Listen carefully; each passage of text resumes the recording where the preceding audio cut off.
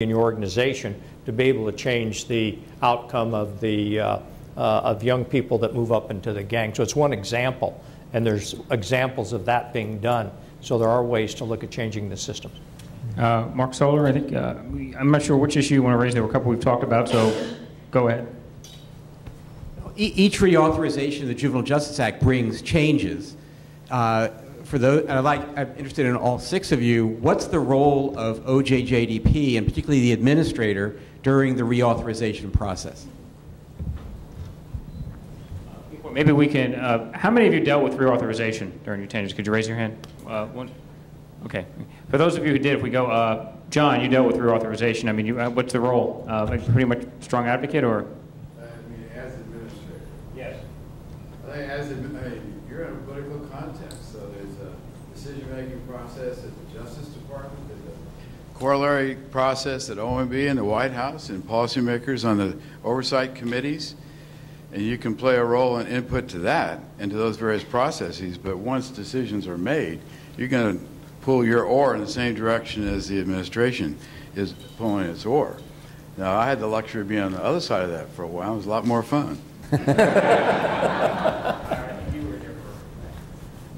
Yeah, I certainly agree with John, and one of the key roles is also to play an educational role with respect to the administration as well, in terms of what the Attorney General and the White House ought to support, and don't underestimate that. And the other thing is, quite frankly, there were also private meetings with the Congress side, to make sure that they were doing their job too. I mean, Robbie Calloway pointed out, we almost got that VCO knocked out.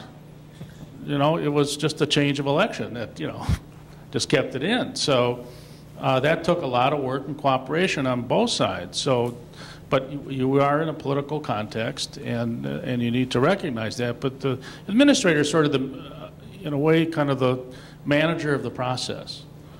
And it's important to make that happen, and I think a good example of that is we did at least get that legislation reauthorized in 1980. If we wouldn't have, I don't think there would have been an act. I don't think it would have made it.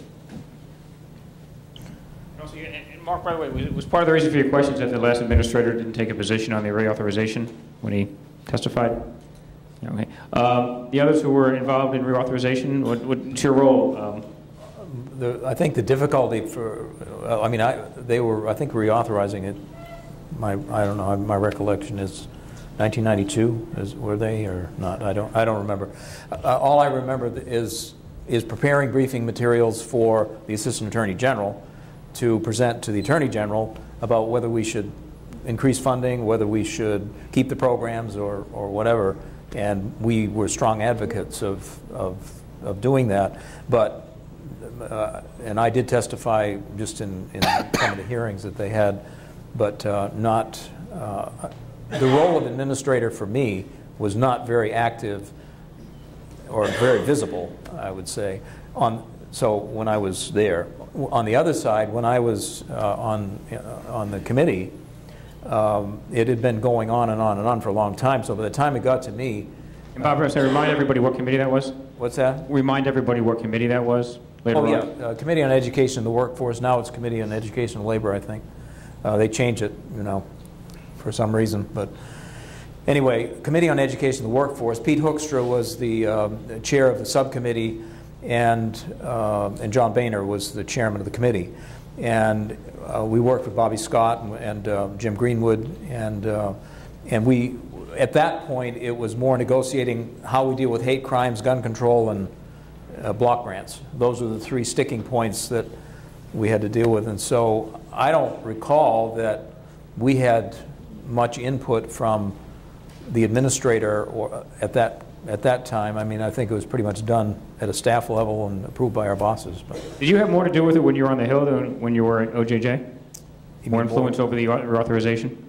Oh yeah, I mean I had a lot to do with it when I was on the Hill, because I worked with Denise Fort, and once again we had a good working relationship with staff. I mean, we all felt strongly that OJJDP had an important role, that it should be reauthorized, that it should be strengthened. And at the time, with respect to my colleagues who don't think the structure is perhaps the issue, to me, it is an issue, and I was hoping that we could address it in some way or strengthen it. I mean, it isn't so much that I didn't have some great idea that I could offer, so, and nobody else did either, so maybe it isn't structure. Hey, did you want to add anything about reauthorization? The only piece I'd add is I agree that it's very much an internal process. You go through the department, you look at the reauthorization. I think the element, though, that sometimes is missing is the opportunity for the administrator to, in talking with the field, because the field is very, very active in the reauthorization process. And so you've got this triad of the congressional staffers, the administration, and the field. And how well the administrator takes that kind of cacophony of noise and helps to create some orchestration to it so it makes sense, and we're working towards something in a similar vein, I think is really probably the main task. And sometimes, I don't want to overplay it, because I think there's certain limitations you have being the team player. Once it's done, it's done. But there's also an opportunity in the process to contribute ideas, put on the trench coat in the dark of night and go into the back alley and share an idea with somebody. Not that I ever did that. Just quickly, I had the reverse in a way, because when I got there, of course, the budget was zero, and the OMB continued to year after year, as long as I was there anyway, put zero in. As I said, I don't think they really ever thought they were going to zero it out, but they needed to have a certain number of programs that they went and said they were going to zero out, so they're reducing the budget. Vern, I don't know how you handled that, but it was always sticky whenever you were testifying. Yeah, because they, on the one hand, they wondered, do you go along with the administration in wanting to zero it out? You sort of have to say yes, but then on the other hand, what are you going to do when you proceed with all the other stuff you're going to? Because being zeroed out, it was very, very sticky. But I had a very minor role. I mean, we put information together, we put briefing material together, we collected that information. But as far as an active role, we did not have an active role in the reauthorization. Okay.